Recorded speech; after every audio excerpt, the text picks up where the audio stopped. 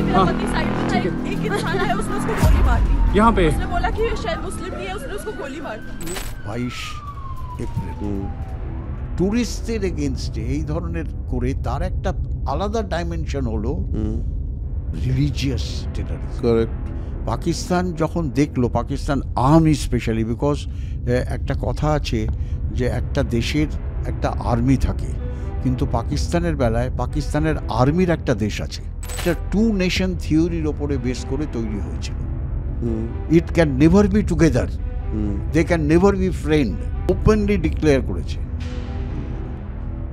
It was from the mouth of Pakistan chief of the army staff Asim মুনির।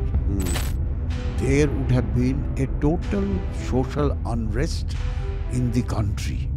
একটা riotous situation হয়ে যেত, যার ফলে maybe the situation would have gone out of control of the present government, and present government would have fallen.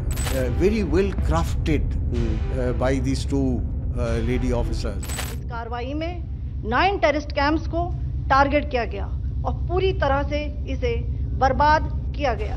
যদি Pakistan nuclear ব্যবহার করে as a last resort, একটা weapon যদিও ফায়ার করে বা 10টা ওয়েপনও যদি ফায়ার করে, আমাদের ক্যাজুয়ালিটি হবে। তো সেখানে পাকিস্তান যদি ফার্স্ট স্ট্রাইক নিউক্লিয়ার দিয়ে কিছু করে, আমাদের হয়তো ক্ষতি হবে, কিন্তু তারপর আমরা যখন সেকেন্ড স্ট্রাইক পাকিস্তানকে করব, যেহেতু পাকিস্তানের মধ্যে কোনো স্ট্র্যাটেজিক ডেপথ নেই, এন্টায়ার পাকিস্তান ধূলিসাৎ হয়ে যাবে।